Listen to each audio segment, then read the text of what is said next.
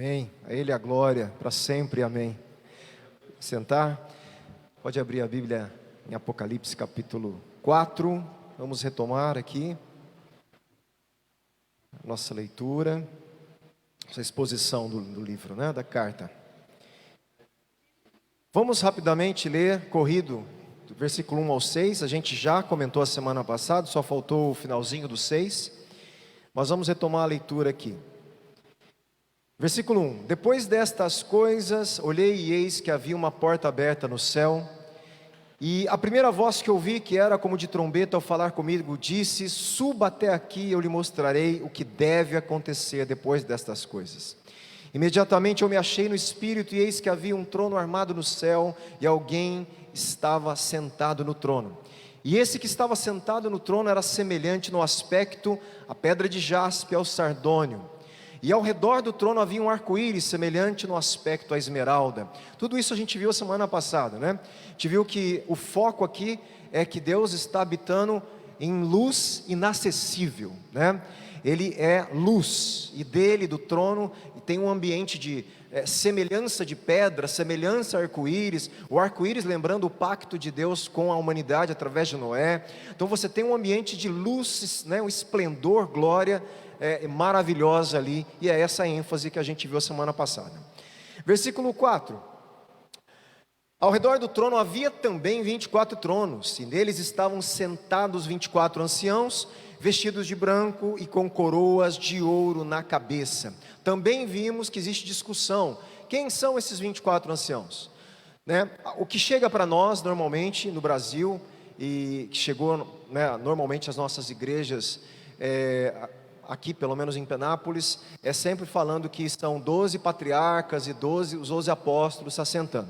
Nós vimos que o teólogo Osborne discorda dessa posição, e ele acha que não eram seres humanos, são seres celestiais, devido à função deles no livro, que é sempre relacionada à adoração, à condução da adoração, como se fosse um concílio em volta do trono do rei. Isso diante de toda a questão de Roma, de um trono, do imperador.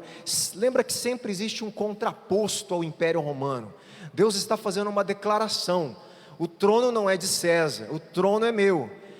Quem recebe a adoração dos seus súditos não é César, sou eu. É sempre a verdade de Deus sobrepondo aquilo que César advoga sendo divino, e assim por diante, tá bom? Não dá para saber com certeza, Eu tenho a minha tendência hoje a pensar em algo, mas não dá para saber com certeza. Por isso não adianta brigar por isso, A gente tem que saber as interpretações e tal, e saber que há uma atividade desses seres muito importante nesse ambiente do trono de Deus. Versículo 5: Do trono saíam também o quê? Relâmpagos, vozes e trovões. E diante do trono estavam acesas 7 tochas de fogo, que são os 7 Espíritos de Deus. A gente parou aqui. Diante do trono havia algo como um mar de vidro semelhante ao cristal. Novamente, nós temos que entender que, todo momento ele está falando assim, tinha lá algo semelhante. Você não vai ver aqui nessas passagens falando, era uma pedra de jaspe, não, era semelhante a isso. Era um arco-íris? Semelhante a um arco-íris. Semelhante, são tudo figuras e metáforas para expressar algo que nem tem como expressar, porque não existe na terra. E ele tenta fazer paralelos para dar uma ideia desse ambiente de glória e de majestade, tá bom? Aqui também nós vamos ver então que existe esse mar, na verdade algo semelhante a um mar de vidro. Não existe mar de vidro, Então você percebe que ele coloca o vidro no meio, já para não pensar que é mar de água, um mar de vidro, talvez porque, novamente, semelhante ao cristal. De novo ele falando de algo indefinido humanamente, de tamanho resplendor, de tamanha separação da criação. A gente vai ver que esse é o maior significado disso, Existe ali, diante do trono, havia algo como um mar de vidro, semelhante ao cristal. Simboliza, entanto, aqui a santidade transcendente de Deus, e sua temível soberania, que é a fonte da adoração, que se tornará a base para o julgamento, quando Deus, presta atenção, erradicar o mal da criação. Vai chegar um momento que o mal que existe no universo, no cosmos, na criação, né, no reino humano, vai ser exterminado. Ele vai erradicar o mal da criação, o mal que entrou na criação, né? O mal que a criação sofre, e ela geme, me salva, me liberta. A criação está clamando por esse momento, e Deus vai salvar a criação dessa corrupção que ela enfrenta diante desse momento que ela está aí passando também, que a gente entende que também tem a ver de alguma forma com a queda do homem. É difícil explicar isso, mas parece que Deus coroa a criação realmente com a criação do homem, e a quebra da aliança do homem afetou não somente a humanidade, afetou o cosmos. De alguma forma, né, o homem tão pequenininho que é diante do universo, mas como o homem foi colocado como corregente de Deus na terra, o que aconteceria com ele afetaria todo o restante da criação, por maior que essa criação é do que o homem, tá? É um mistério. E a partir de Jesus, o novo homem, o cosmos está sendo reconciliado também com Deus. Olha que interessante, tá? Aí vamos continuar hoje então, do versículo 6 ainda, eu terminei? Não, aqui, o finalzinho do 6. No meio do trono e à volta do trono havia também o que? Fala comigo aí, 4 seres viventes. Ótimo, então entrou agora, na cena, tinha 24 anciãos, certo? Então uma categoria de seres ao redor do trono. Agora ele mostra uma outra categoria de seres ali também, 4 seres viventes, com descrições fantásticas, né? Totalmente fora da nossa realidade terrena e humana, metáforas do próprio Criador. É isso que a gente tem que entender. Vamos lá. Esses 4 seres estavam cheios de olhos, por diante, na frente deles e atrás deles. Então 4 seres cheios de olhos na frente e atrás.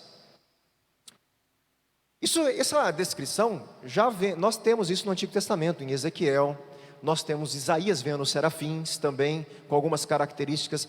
Aqui nós vamos ver que os 4 seres, eles tomam o formato dos querubins de Ezequiel, e eles tomam algumas características dos serafins de Isaías. Há uma mistura dos seres, é interessante isso, tá? Por exemplo, eles têm 6 asas, mas quem tem 6 asas não são os querubins lá de Ezequiel, são os serafins de Isaías. Mas aqui os seres têm, mas eles também têm características dos querubins. Então existe uma mescla da visão de Isaías com Ezequiel aqui em Apocalipse. Vamos lá, vamos devagar aqui, gente. Esses seres estão extremamente próximos ao trono de Deus. Eles estão no meio do trono e à volta do trono. Então uma localização muito próxima do trono de Deus, né? Eles estão ali cercando o trono com a presença deles. Esses seres são cheios de olhos na frente e atrás. Isso significa, normalmente, a maioria dos estudiosos que eu vi, comentaristas, gente, vi vários, tá? Fiz questão de procurar vários, não só o comentário que eu tenho lido. Fiz uma pesquisa, você tem uma ideia, para eu falar isso para vocês, eu fiz uma pesquisa que raramente você consegue encontrar nos nossos comentários. Eu consegui 2 ou 3 comentaristas ortodoxos, orientais, para ver o que eles pensavam também. Então eu vi comentaristas britânicos, americanos, e consegui, se eu não me engano, da Síria, né? Eu não lembro mais de que país da igreja ortodoxa, e todos eles, tirando um deles ali que tinha uma diferença de interpretação. A maioria deles com pequenas nuances, mas sempre centrando nisso que eu vou falar para vocês. Então, nesses grandes acadêmicos e teólogos, não existe muita discussão, apesar de pequenas diferenças, do que eles entendem dessa metáfora, o que significa. tá? Então, para eles, esses cheios de olhos aqui primeiro, fala da vigilância de Deus soberana sobre a criação através desses seres. Eles representam aqui a onisciência de Deus sobre toda a criação, como que se esse monte de olho falando que nada foge à vista de Deus na criação. E isso então é um entendimento da maioria desses teólogos que eu vi, tá ok? Não só isso, mas como as outras coisas que eu vou falar também. Então vamos lá. Então o que eles indicam esse monte de olho? Uma onisciência de Deus através desses seres, né? Nada foge aos olhos de Deus que existe no universo, na terra, na mente humana, no coração do homem, nas atitudes, no universo, debaixo do céu, dentro do mar, né? Nada está escondido. Deus está soberanamente vigiando, vendo tudo.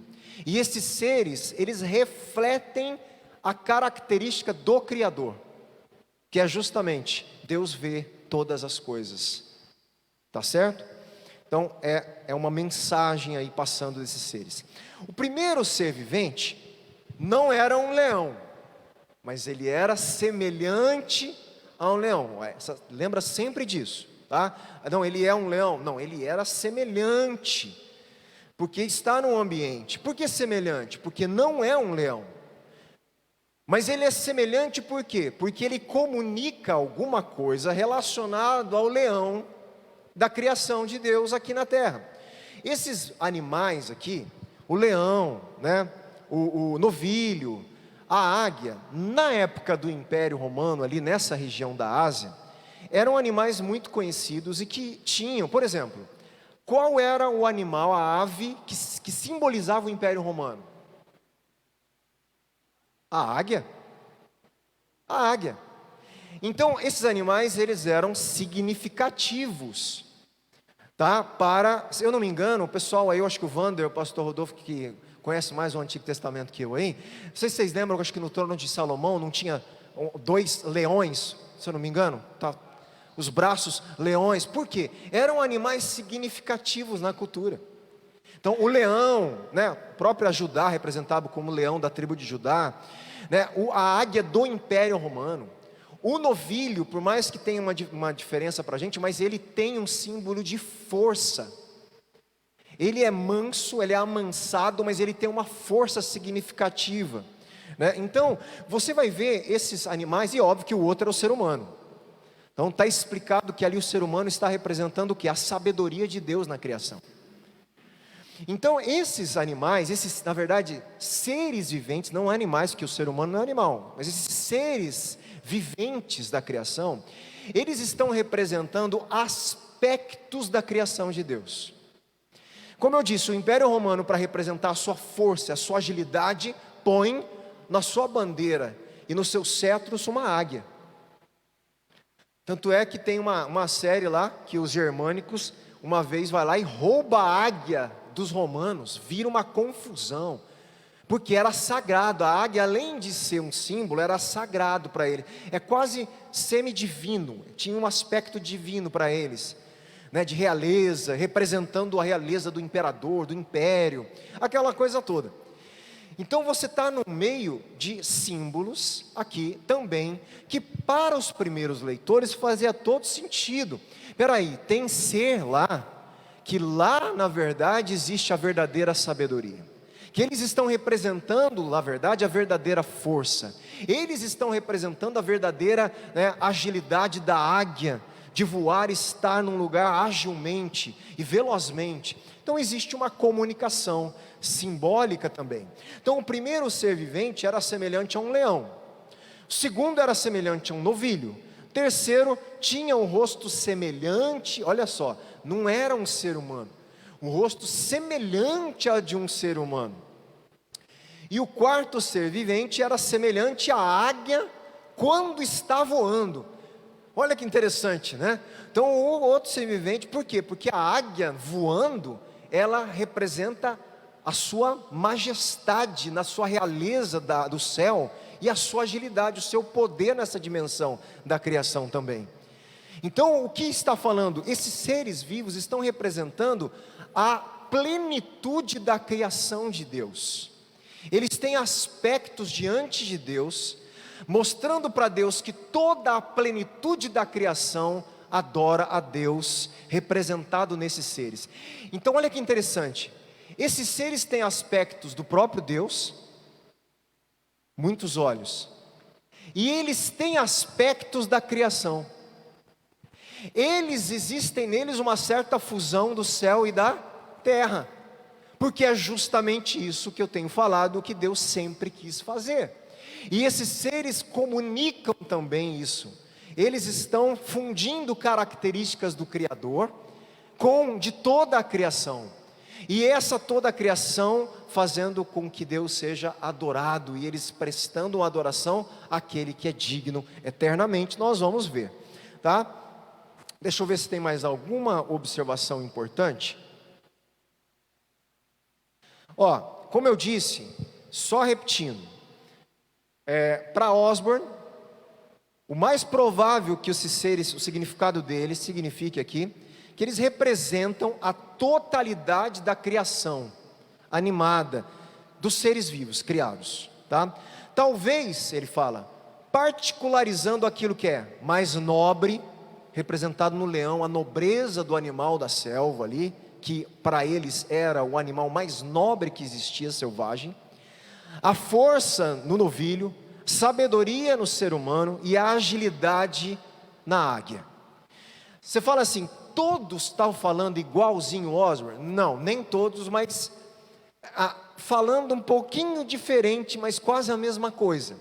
Todos entendem que são aspectos da criação. Um fala uma forma, o outro tal, um pouquinho mais nuances, gente. Muita diferença, muito pouca, para falar que houve divergência, a não ser com um teólogo que não colocou isso dessa forma, tá? Então, me parece, pelo menos o acesso que eu tive dos teólogos, que existe um certo consenso do que eles comunicam nesse sentido.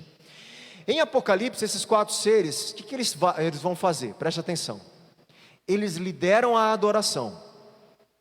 O que mais? Eles ficam de sentinela diante do trono de Deus. O que mais? Eles tomam iniciativa no derramamento do juízo divino. Eles estão extremamente próximos à ação de Deus sobre a criação. Eles adoram a Deus, representando o que toda a criação vai fazer, mas eles também são sentinelas ao redor do trono de Deus, como guardando a glória de Deus, e ao mesmo tempo eles dão início a atos de juízo sobre a criação. Eles participam disso. Então são seres extremamente próximos da vontade do trono de Deus ali, tá certo? Eu não vou falar os versículos, mas eu vou deixar no grupo lá, tá? Eu vou copio, colo e deixo lá quem quiser ler os versículos. Visto que eles estão mais próximos do trono e conduzem a adoração,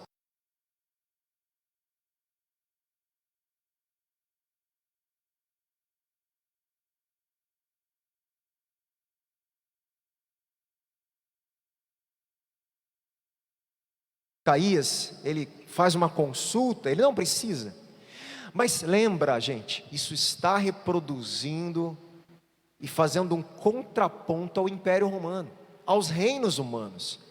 Lembra que Deus, às vezes, ele faz o tal do antropomorfismo, e ele se comunica numa linguagem que o ser humano possa entender. Se ele é o rei do universo, na cabeça das pessoas da época, o que um rei tem? Nobres ao seu redor, gente prestando serviço, o copeiro, né? Gente muito próxima que vai lá, fica servindo o tempo inteiro à vontade do rei. Então Deus se descreve de uma maneira que possa ser entendida pelas pessoas da época. Então nós não sabemos exatamente, né, se isso é só figurado, mas provavelmente não, provavelmente tenha esse ambiente, porque João está vendo coisas, apesar de ser metáforas e símbolos, mas o trono é o trono de Deus e mostra a soberania de Deus.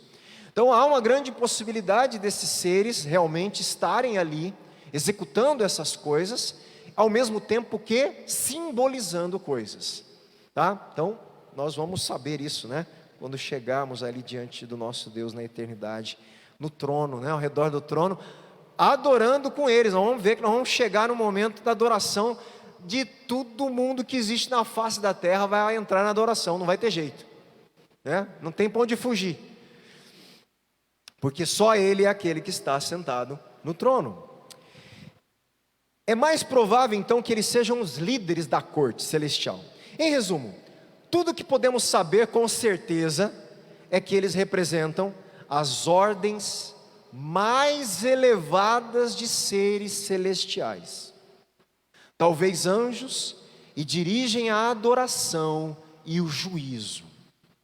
Então, que dá para ter certeza que eles fazem parte das ordens de seres mais elevados que existem no céu, mais próximos ao trono de Deus, no meio do trono, para falar a proximidade que eles tinham do trono, que fazem parte da direção da adoração a Deus e do juízo de Deus sobre a criação.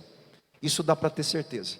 O resto são coisas que a gente tenta entender da forma figurada aí, tá bom? Versículo 8. Os 4 seres viventes, tendo cada um deles respectivamente 6 asas, ele frisa isso aqui, ó, estavam cheios de olhos ao redor e por dentro. Então agora não é só na frente e atrás, mas já está cheio de olho ao redor e dentro também. Meu irmão, não dá para imaginar, né? Como que isso funciona? A gente dá uma pirada se a gente quiser pintar esse negócio aqui, não vai dar certo. A gente não consegue, né? Dimensões aí a mais do que a gente consegue entender. Mas ainda com essa ênfase, os teólogos aqui também entendem, simbolizam que isso, as asas aqui simbolizam novamente a agilidade dos juízos de Deus que vem através desses seres, né? E a soberania vigilante de Deus sobre a criação.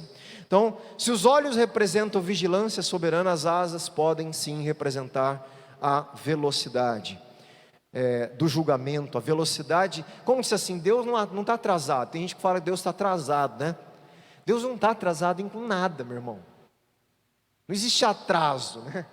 É engraçado, Deus se atrasa, Deus nem no tempo está, né? Tarda, não falha. Eu sei que é um ditado na perspectiva humana, né? Para a gente, como se tivesse tivesse já acontecer, uma percepção humana, mas Deus não tarda, e nem falha, não existe tardar, né? Tudo acontece exatamente na hora de Deus, é simples assim. Então não existe, Deus tarda, Deus não tarda, Deus tem o controle. Na verdade, é tão humano o tempo, que Deus nem se encaixa na categoria de tempo. Deus é o criador. Gente, Deus não é pega uma coisa lá, um criador lá, um pintor vai lá e pinta um quadro, uma tela de quadro. O pintor não é o quadro, ele fez o quadro. Deus fez o tempo. Deus nem no tempo ele está, ele fez o tempo. Ele fez o espaço, ele fez o tempo não afeta Deus.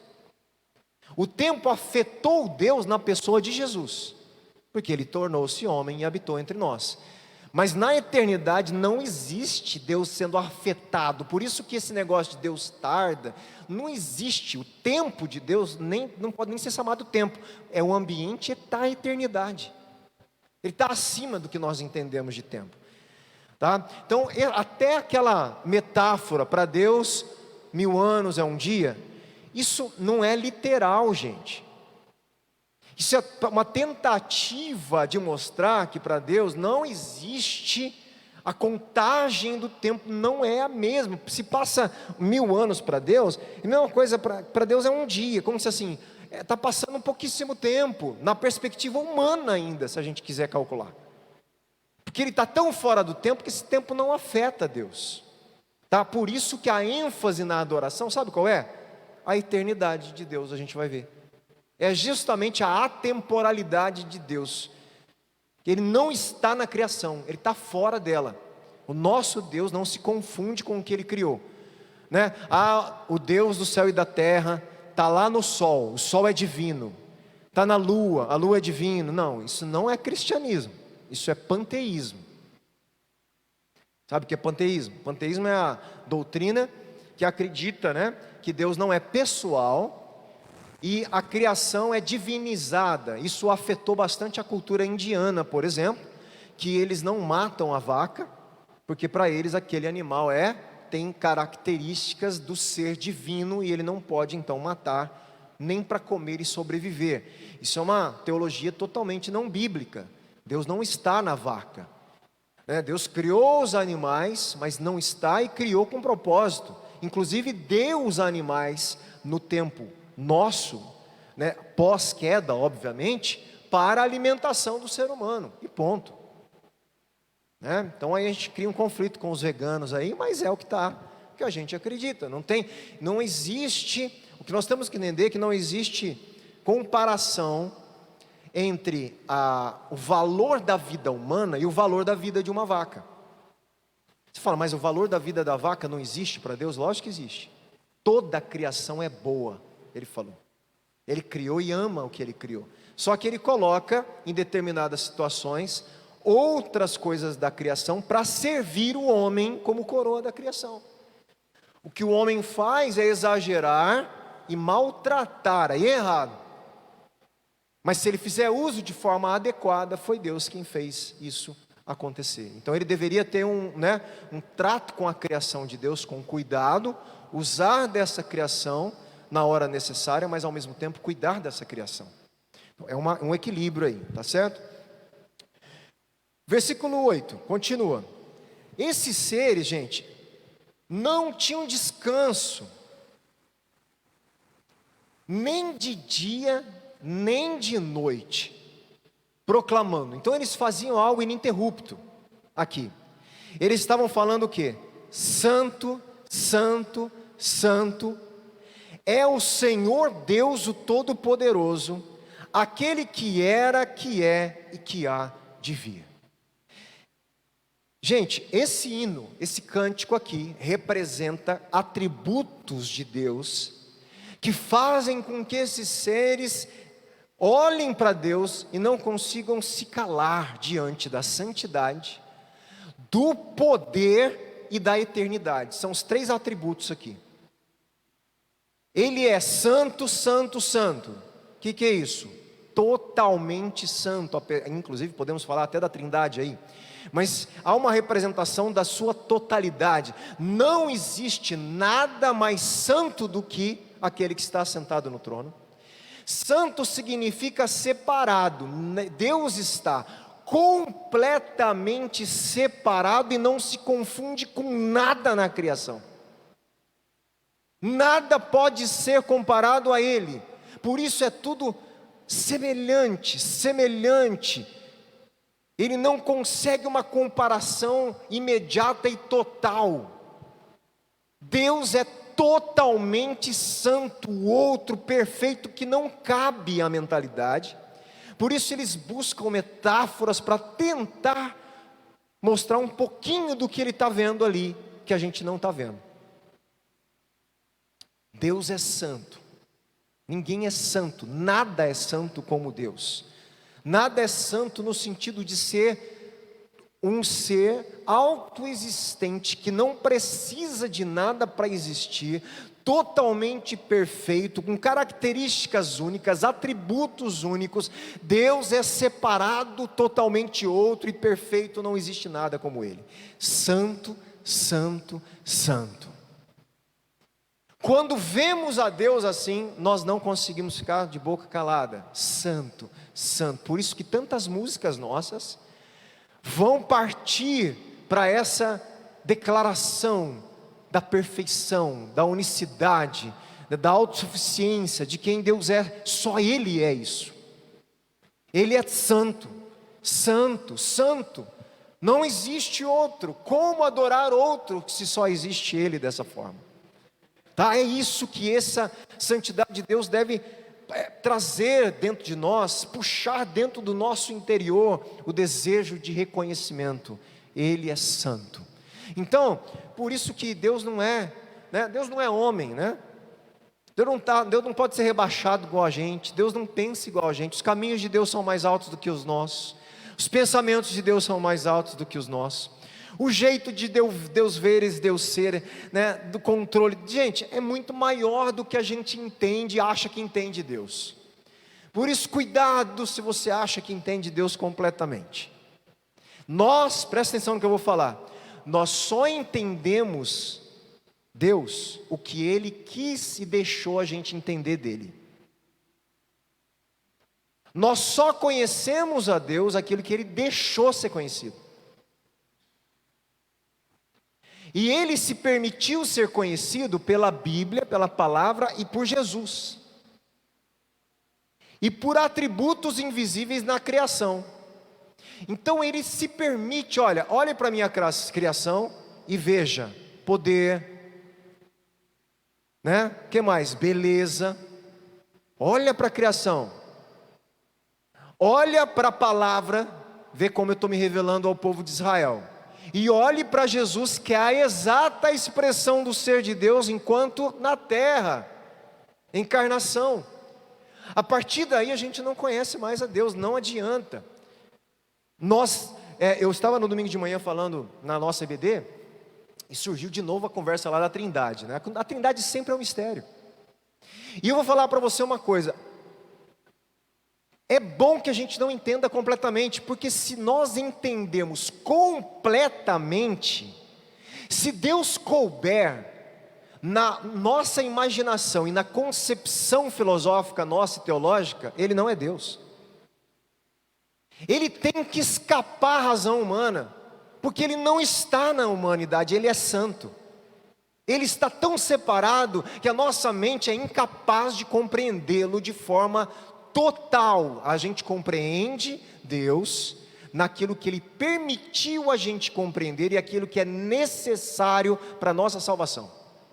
É o limite que Ele deu, está aqui, sou eu, é isso que você vai conhecer.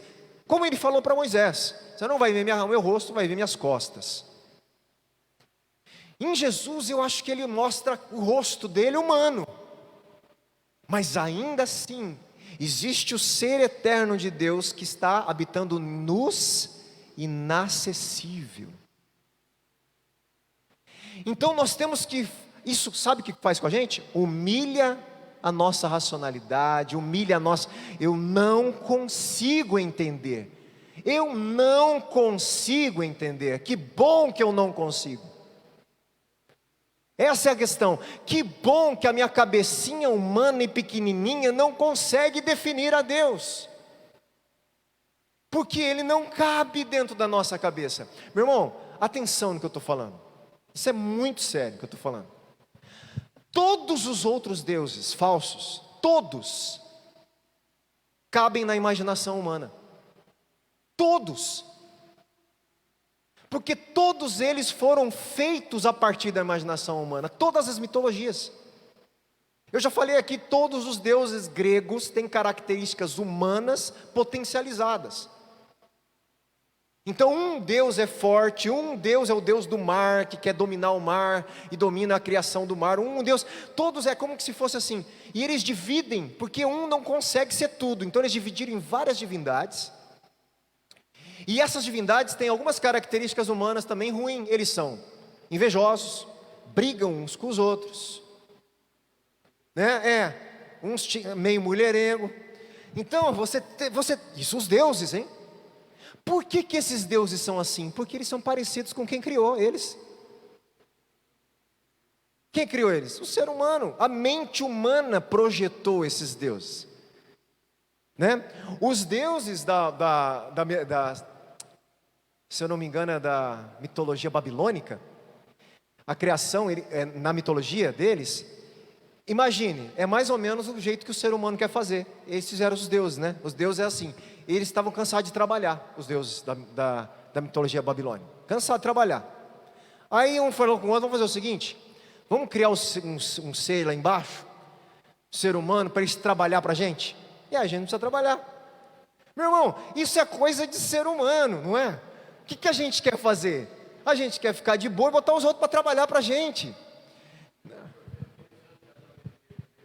Exato. Dá o castigo no Santo Antônio lá, né? Põe ele de ponta cabeça.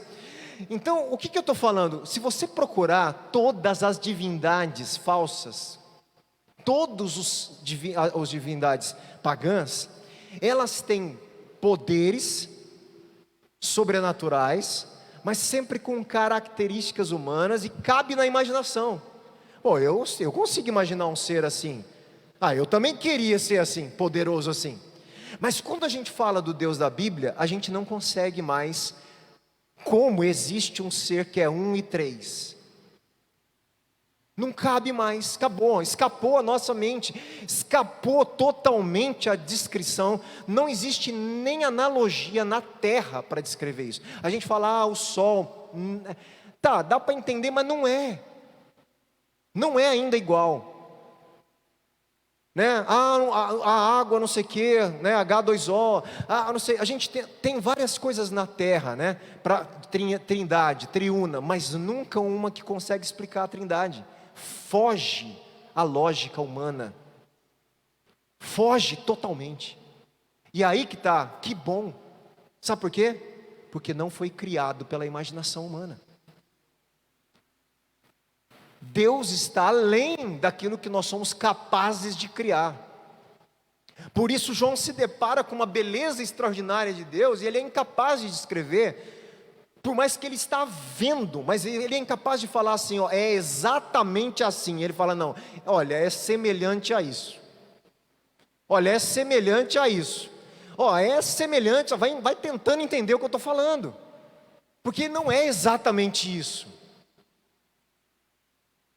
E o que eu quero falar ainda para vocês é que ele é tanta luz e glória e resplendor que eu estou tentando botar alguma coisa aí para vocês entenderem.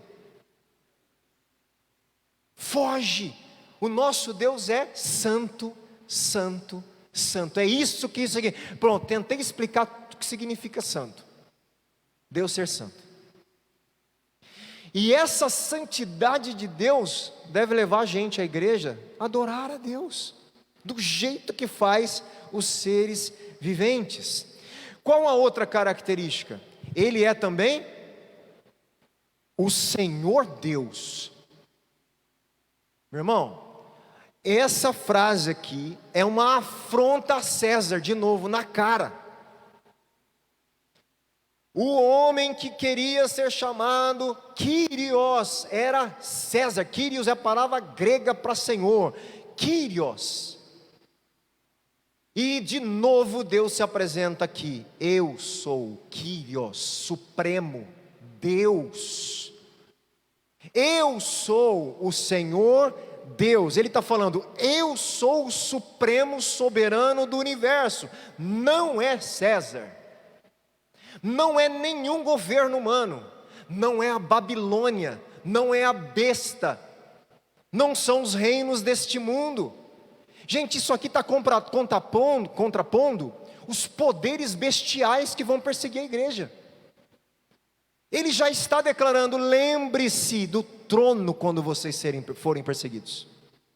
Lembre-se que não é a besta, não é o poder do império que tem o poder e a força e a soberania do universo, sou eu. Ele vê a Deus e fala, Ele é santo, santo, santo. Ele é o Senhor Deus e ainda mais, o Todo-Poderoso. Não é César, não é nenhum poder, não é o exército romano, não são os outros impérios, não são nenhum exército, nem armamento militar, nada tem o poder sobre todo o universo e a criação. Deus é o Todo-Poderoso. Ele está dando características de Deus, então, santidade, soberania e o poder.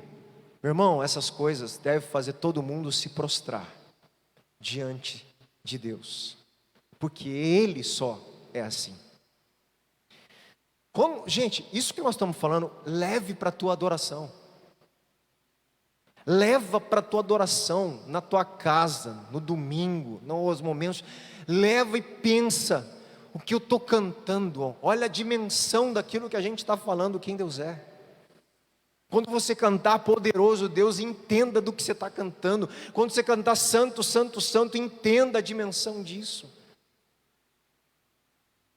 E o último aspecto aqui é aquele que era, que é e que há de vir. Ele é o eterno, o atemporal. Tudo passa por ele, tudo está nele, mas ele é o eterno.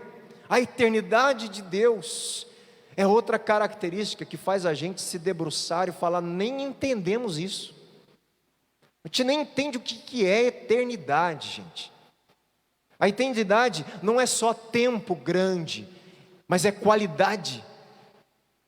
É vida eterna, não é só uma vida infinita, é uma vida com uma qualidade da eternidade, é uma vida com uma dimensão, com a quantidade da eternidade. Esse conceito não existe na terra, eternidade. Nós somos incapazes de entender o que é algo eterno. Tudo na nossa vivência que existe foi criado. Alguma coisa você já viu brotando do nada na terra? Não existe. Até fenômenos naturais que parecem que do nada têm explicações químicas. Tem explicação química. Esses dias atrás eu vi um vídeo de daqueles, acho que era corredor de Fórmula 1, antigo, e tem um tipo de combustível que pega fogo incolor. Vocês já viram isso? Não sei se vocês já viram, quem que acompanha. Eu não lembro o nome desse combustível que gera essa combustão. É o metanol? Eu não sei se não sei se é. Eu acho que é o metanol. Eu acho que é o metanol mesmo. E eu sei que o cara estava pegando fogo, mas ninguém vê a chama. E aí os caras jogando, tentando apagar o fogo, mas ninguém vê se tem chama, se não tem. Aí o cara de repente, estava assim, aí ele começa de novo a se queimar, e o povo vai lá e não vê a chama. Mas até isso nós sabemos, está vindo de algum material. Não importa que a gente não está vendo, todo mundo está sabendo que é o metanol lá. Na nossa experiência, tudo que existe vem de outra coisa que existe, está sendo criado. Nada vem do nada. Então nós não conhecemos esse conceito. Por isso que na cabeça do ateu ele quer perguntar assim: tá, então quem criou Deus? Meu irmão, você está numa categoria que não existe na terra. Esquece essa pergunta, essa lógica não faz nem sentido. Não faz sentido. Se Deus é eterno, pergunta absurda. É melhor você reconhecer que você não sabe o que é eternidade. Nós não sabemos o que é eternidade. Então a pergunta, quem criou Deus, não faz sentido. Você está de novo pensando numa categoria pequenininha, humana, que Deus não cabe. Ele é eterno. Pastor, não consigo entender. Aí a nossa cabecinha fica, fala se não é verdade, confessa, Vai lá e você fica assim: puxa vida, mas da onde Deus veio? Meu irmão, não cabe na cachola. Você entende que quem criou esse Deus? Ninguém, porque esse Deus tem características que nós nem conseguimos entender, quanto mais imaginar. Por isso ele é santo, porque ele é eterno. Ele é atemporal. Ele é outro completamente diferente da sua criação. Ele deixou na criação uns respingos dos atributos dele, Ele deixa lá uns reflexos, umas imagens. Olha ali, poxa vida, quem criou isso era poderoso, hein? Quem criou isso aqui era perfeito, perfeito, Olha, quem criou isso entendia de beleza. Quem criou isso entendia de matemática. Sabia que todo o universo tem matemáticas absurdas, leis matemáticas, como a lei de Fibonacci.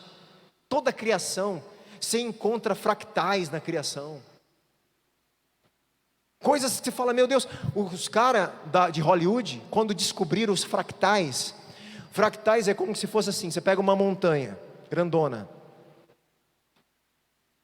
Toda essa estrutura, ele tem na própria estrutura da criação, como que se desenhos da própria montanha, ela vai diminuindo, a um padrão repetido daquilo na própria estrutura. E aí, quando Hollywood percebeu isso, eles criaram os filmes que a gente tem hoje perfeito de animação, porque eles usaram a lei dos fractais para a criação deles. Foi uma revolução no cinema. Gente, está tudo aí. Deus criou. Ele é o legislador das leis da natureza, né? Ele criou. Se nós descobrirmos como funciona o mundo, não precisa mais de Deus. Os ateus achavam, meu Deus, que absurdo. Se eu descobrir como faz, olha a loucura das lógicas dos caras. Se eu descobrir como que se faz um relógio, não tem mais um relojoeiro. Faz sentido. São falas que, né, causaram uma época temor nos religiosos, né? Meu Deus, que isso, gente? É tão insignificante essas coisas, porque fogem. Deus, você não está entendendo mesmo, Deus. Não está mesmo. Então, o nosso Deus é santo. O nosso Deus é o Senhor Deus, o Todo-Poderoso. Ele é aquele que era, que é e que há de vir. Que toda essa característica de Deus nos conduza à adoração, para todo sempre. Amém? Semana que vem a gente vai continuar vendo e estando no trono. Nós estamos entrando no trono, hein? Estamos entrando no trono de Deus. Nós tomamos, olha só o primeiro hino cantado lá. Depois tem outro. E a reação dos seres diante do que está sendo cantado. Meu irmão, quanta dinâmica, quanta coisa acontecendo. O que eu quero em tudo isso? Que Deus se revele para nós, que não seja só um estudo teórico. Que Deus revele a nós a sua santidade. Que Deus se revele a nós a sua soberania, o seu poder, a sua eternidade. Que a gente possa andar com Deus de uma forma, não achando que a gente encaixota Deus na nossa cabecinha. É Ele, por isso que constantemente eu falo, meu irmão, Deus, Ele é o Deus, não é a gente. A vontade é dEle, não a nossa. Jesus ensinou, imagine um Deus desse, né? Vem para a gente e Ele ainda chama a gente de filho. Ele deixa a gente se relacionar com Ele como o nosso Pai. Através, obviamente, de Jesus. Jesus aproxima esse Deus tão transcendente. E na teologia nasce uma outra palavra, imanência. E Deus entra na sua própria criação através do Filho. E se torna acessível ao ser humano. Meu Deus, outra loucura para eles. Você fala isso para um muçulmano, para um judeu, ele fala, que isso, Deus se torna homem? Blasfêmia. Eles não conseguem entender. Mas foge a imaginação. Esse ser eterno, grande, transcendente, na sua pessoa da Trindade, se torna homem, habita entre nós, vive a vida humana perfeita diante da outra pessoa de si próprio. Meu irmão, que mistério! Para perdoar a humanidade e dar para nós o direito de nos tornarmos filhos. Que mistério! Que beleza! Meu Deus, né? Se revele a nós, Pai. Precisamos. Amém? Vamos orar? Agradecer a Deus, né? Por mais um dia de honra aí de estudar o livro de Apocalipse que a gente tem.